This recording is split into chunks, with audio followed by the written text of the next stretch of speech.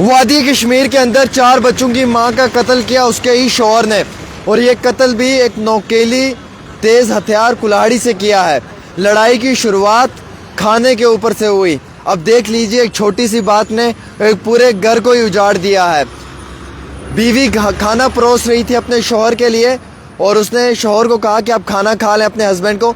वो phone use कर रहा था, जो हमारी आदत होती है कि हम खाना खाते टाइम भी फ़ोन यूज़ करते हैं। उसी बात पे बहस शुरू हुई, और बहस इतनी ज़्यादा गर्म होगी कि पहले उसने 3 से 4 बार उस औरत को थप्पड़ मारे, उस पर हाथ उठाया, और फिर उसके बाद एक नोकेला वेपन यानी कि कुल्हाड़ी हथियार जो है उससे उस औरत पे हमला किया। वो औरत शदीद तौर पे ज़ख्मी होगी, बाद में ज़ख्मों की ताब न लाते हुए दम तोड़ बैठी, और ये शख्स सीधा पुलिस स्टेशन में अपने आप को पुलिस के सामने जो है वो मुलजिम ठहराते हुए, दोषी ठहराते हुए खुद को जो है वो गिरफ्तार भी करवा दिया इसने।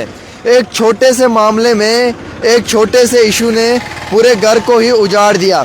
नाज़रीन किराम, ये मजाक नहीं है, बहुत बड़ी खबर है।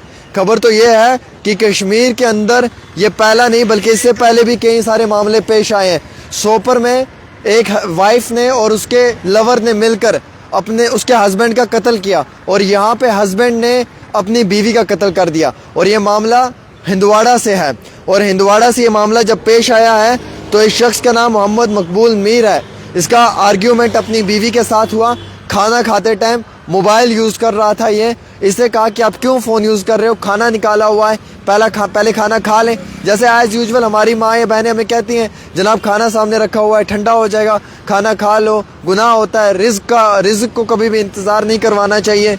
तो जैसे हमारे घर में होता है मामूल के मुताबिक, वैसे इस घर में भी हुआ। और ये इंसान इतना शॉर्ट टेम्पर्ड था, इतना छोटी सोच वाला शख्स था कि इसने तो पहले उस औरत पे हाथ उठाना शुरू किया, उसके साथ मार पिटाई की, और फिर जब उससे जी नहीं भरा तो कुल्हाड़ी पड़ी हुई थी, उस कुल्हाड़ी से उस औरत के सर पे वार कर दिया और इसका कत्ल कर दिया। यार मैं एक बात आपको बताना चाहूँगा मेरे दोस्तों, मेरे भाइयों, ये जो आपका शॉर्ट टेम्पर्ड है ना, ये जो आपको गुस्सा आता है ना 1 सेकंड में, खुदा की कसम ये आपके घरों को उजाड़ने का सबसे बड़ा रोल प्ले करता है। मुझे खुद गुस्सा आता है, बहुत ज़्यादा आता है, और कई बार इस गुस्से की वजह से मुझे शिकस्त मिली है।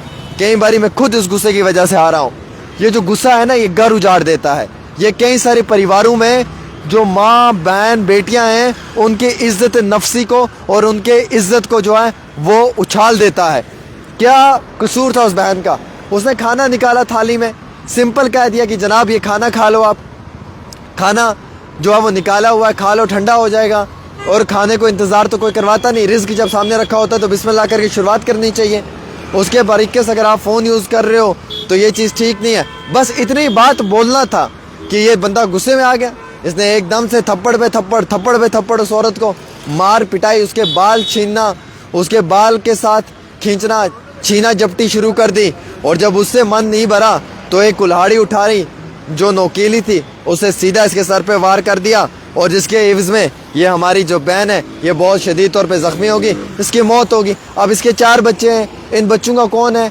वो बच्चे तो जनाब मतलब अब तो उनको माँ तो नहीं मिलेगी ना दोबारा। अब उन बच्चों का जो वो माँ ख्याल करती थी वो कौन करेगा? घर वाला तो जेल चला जाएगा, माँ दुनिया से चली गई, घर तो उजड़ गया, अब घर को कौन संभालेगा? कौन उस चूल्हे पे बैठकर उन 4 छोटे छोटे से बच्चों को जिनकी माँ इस दुनिया से चली गई उन्हें खाना खिलाएगा? बाप ने जेल चले जाना है, उसे तो सज़ा हो जाएगी, वो तो जेल चला जाएगा। अब मालूम नहीं कितने बरस के लिए वो जेल जाएगा। जो माँ थी उसका कत्ल कर दिया, उसे तो लेके दफना देंगे। अब उस घर का चूल्हा कैसे चलेगा? एक घर में इतना अमन, इतनी शांति, इतना सुकून, इतनी मोहब्बत, इतना इत्तेफाक, इतना भाईचारा, आज वो घर उजड़ गया। क्या मिला आपको यार? ये गुस्सा जो है ना, थूकना चाहिए यार इस गुस्से पे। ये गुस्सा ना हमारी नस्लों को तबाह कर देगा, खुदा की कसम। याद रखना ये मेरी बात कि हम लोगों को बर्बाद जलील कर देगा ये गुस्सा। ये हमारा जो गुस्सा है ना, ये गुस्सा हमें ज़िंदगी भर नहीं जीने देगा। और इस गुस्से की वजह से ना हम अपने माँ बाप बहन भाई को खो बैठेंगे, हम अपने अहले खाना को खो बैठेंगे। एक इतना प्यारा सा घर माशाल्लाह है, और इतना खूबसूरत से 4 गुलाब की तरह उसके वो बच्चे जो मुस्कुरा रहे थे, आज उस घर में मातम है, आज उस हिंदवाड़ा में मातम है। क्यों? क्योंकि हस्बैंड ने बीवी का कत्ल कर दिया। हस्बैंड ने खुद सेंट्रल जेल चले जाना है, सज़ा मिल जाएगी उसको। बीवी का कत्ल किया, उसको जो है वो दफना दिया जाएगा। अब वो 4 बच्चे हैं, वो किसके सहारे हैं? उनका कौन सहारा है? ان کے پاس کون آ کر بیٹھے گا؟ ان 4 بچوں کو کون ماں جیسا پیار دے گا؟ اپنی ماں جیسا کوئی پیار دے سکتا ہے؟ نہیں دیتا ہے یار. اپنی ماں ہے.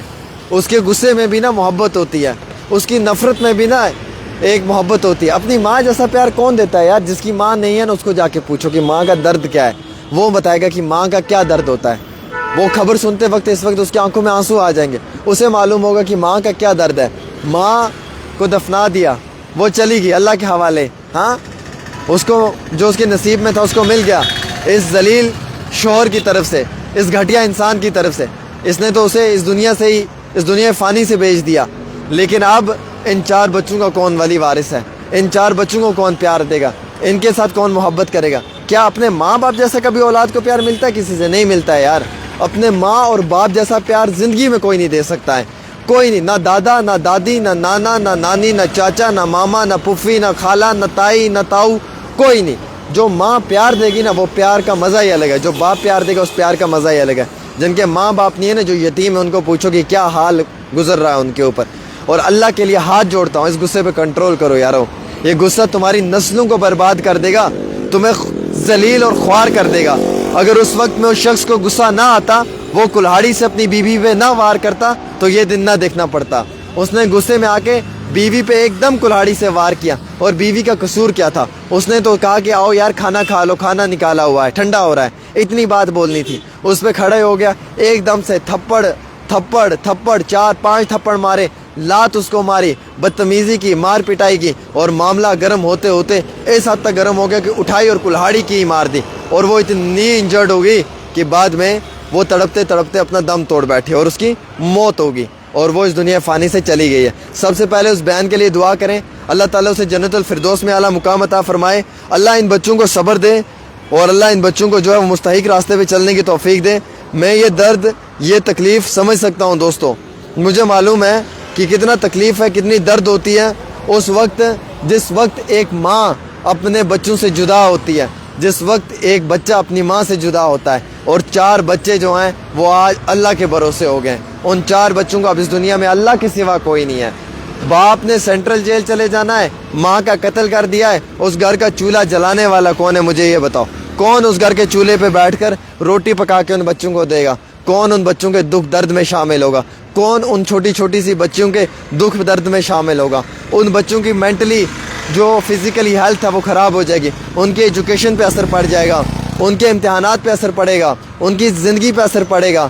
باپ سینٹرل جیل اور ماں اس دنیا سے چلی گئی کیونکہ باپ ویشی انسان نے ماں کا قتل کر دیا. یہ غصہ نا اتنا ذلیل کرے گا ہمیں, اتنا ذلیل کرے گا ہمیں, خدا کی قسم کہ ہماری آتی نسلیں نا ہم پہ تھو کریں گے. یہ غصہ ہمیں زندگی بھر کے لیے ختم کر دے گا. یہ غصہ ہمیں برباد کر دے گا. یہ غصہ ہمیں اور ہماری نسلوں کو جو ہے وہ عمر بھر کے لیے ختم کر دے گا. سب سے بڑی اور سب سے گھٹیا چیز ہے غصہ. میں صرف کہتا ہوں کہ اپنے غصے پہ کنٹرول کرو. غصے میں آ کے کسی سے بدتمیزی کرنا, غصے میں آ کے کسی کو گالی دینا, غصے میں آ کے کسی کے اوپر ظلم کرنا, یہ صحیح بات نہیں ہے. اگر آپ کو لگتا ہے کہ یہ خبر جینوین اور صحیح ہے تو شیئر کر دیں دوستوں. ایک چھوٹی سی رپورٹ عامر کے ساتھ.